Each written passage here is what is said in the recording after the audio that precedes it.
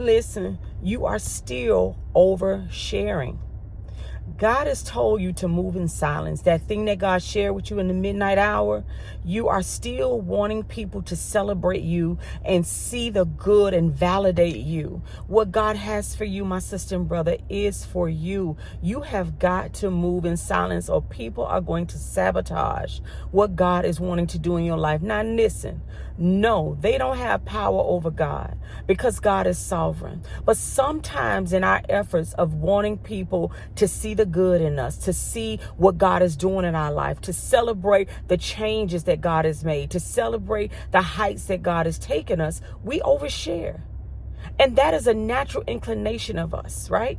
We want people to celebrate us doing good. We want people to know that God has chosen us for something special. Did David care about his brothers knowing what God placed in his heart to go up against Goliath? No. He didn't care. And when Joseph, oversharing the vision, the dream that God had given him, what happened? His brothers tried to sabotage. His brothers tried to kill him because they did not want what God had promised him to come to pass. My sister and brother, listen, I know what it feels like to want people to celebrate you. I've wanted people to celebrate my accomplishments. I wanted people to celebrate the fact that here it was, I went to prison, but I came home and God was doing something new in me. God was cleaning me up. God was restoring me. But can I tell you, my own family didn't celebrate me. To this day, to this very day, they don't celebrate the accomplishments that God has done in my life, how God has restored me, how I don't look like what I've been through. All they can remember is that I was sexually molested and what I should look like. I should be on drugs. I should be an alcoholic. I should be on the streets. I should not have accomplished things. I have cousins who went to Texas A&M and to Texas State who have degrees. And I'm not saying this to gloat. I am celebrating the goodness of our great God. They do not celebrate the fact that for both of them, I make more than them. I've accomplished a lot. I didn't have the challenges that they had. But I serve a big God. You serve a big God. Your own family, your spouse, people around you aren't going to celebrate you. Shh. You giving too much. I've had some people share in the comments when I did the video Move in Silence, how they told people their business ideas and people tried to go and create the same businesses. Now, granted, what God has for you is for you. What God is going to prosper you in, God is going to prosper you in. But my sister and brother, listen, you got to stop oversharing. You got to stop that. I know you want people to be happy for you. Again, I tell you, my own family just look at what I should have been. How on my dad's side of the family, most of my family on that side, some of them have cleaned up their acts, you know what I mean? But they were drug addicts.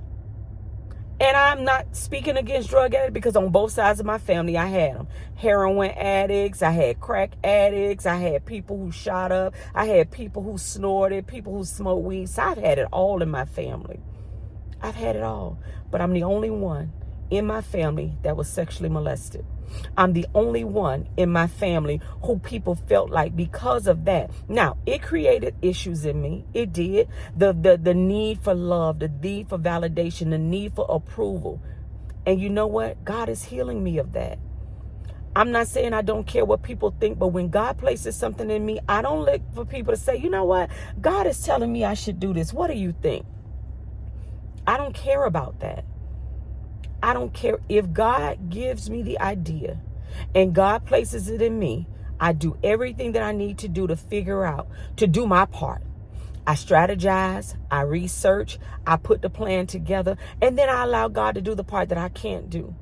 David did the part that he could do. He was good with a sling and rocks. He knew that. He knew in the natural, on his own strength, he could not defeat Goliath. That was God's part. There was no power in that rock to be able to kill a man. A rock just slung with a slingshot in his head killed Goliath. That was the power of God working through David's efforts to bring about the defeat of the giant that was keeping God's children back.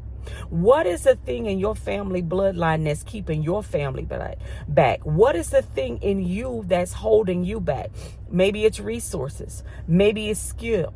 But can I tell you, God's natural God's super on your natural will cause you to do great things. My sister and brother, you're sharing too much still. You're sharing too much. If you're honest with yourself, honestly, think about it. The people that you're sharing with, do they really want to see you succeed? Do they really want to see you prosper? Do they really want to see you get out of debt? Do they really want to see you married? Do they really want to see you overcome the addictions? Do they really want to see you overcome the sickness? My sister didn't want my mama to overcome her sickness of cancer because she stood to gain my mother's home. All my mother worked hard for. That's what she stood to gain. Me and my mom never got along, but I still did the best that I could to fight for my mama to get cancer treatment. I am a cancer survivor. But even before I had cancer, I knew the healing power of God. Some people don't know the healing and the delivering and the overcoming and the supernatural power of God, but you do. So why do you need their validation? Why do you need their acceptance? Why? That's just something you have to ask yourself, my sister and brother. I just come to tell you, listen, you are supposed to be moving with God. And sometimes that means moving in isolation. That means moving in quiet. That means moving in silence. Because the work that God is going to do in you, everybody doesn't want to see that. Yes, God is sovereign and he is powerful. David didn't need approval. You don't need their approval. You don't need their validation. You don't need their acceptance. Let them see what God does in and through you. Let them see the supernatural overcoming power that God does through you. Walk in what God has for you, my sister and brother. You have got to know everybody is not going to celebrate you. Everybody's not happy for you. My own parents weren't happy. Well, I can't say my dad wasn't, but my mother. My own mother wasn't happy for me. She wasn't. They're not going to be happy for you. They don't really want to see you accomplish greatness. What God has for you is for you. Walk in that. Move in silence. Stop oversharing. Stop looking for their validation. Stop looking for their approval, because you're not going to get it.